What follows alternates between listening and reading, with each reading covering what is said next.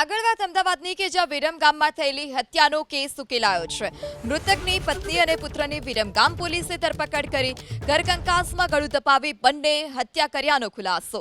મૃતકની પત્ની દિવ્યાનીબેન અને પુત્ર ઉદયની ધરપકડ કરવામાં આવી છે। ત્યારે ઘરકંકાસમાં બંને ગળું દબાવી હત્યા કર્યાનો ખુલાસો થતાં બંનેની ધરપકડ કરવામાં આવી છે। મૃતકની પત્ની દિવ્યાનીબેન અને પુત્ર ઉદયની પોલીસે ધરપકડ કરી। તો આ તરફ ધોળકામાં થયેલી હત્યાનો પણ કેસ જે હતો તે ભેદ ઉકેલાયો છે। રાજવલ્લભસિંહની હત્યા કેસમાં એક આરોપીની ધરપકડ। રોશનકુમાર શાહ બિહારી નામના શખ્સની ધરપકડ। જૂની અદાવતમાં બોલાચાલી બાદ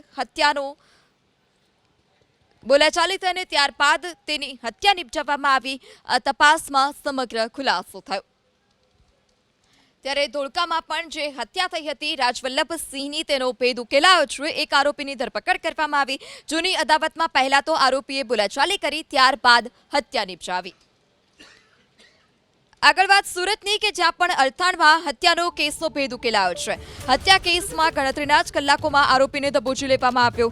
પોલીસે રાજીવ ઠાકુર નામના આરોપીની ધરપકડ કરી છે। મૃતક પત્નીને લાંબા સમયથી પરેશાન કરતો હોવાની આરોપીએ કબૂલાત કરી છે। પત્નીને હેરાન કરતા મોતને ઘાટ ઉતરાયાનો આરોપીની કબૂલાત।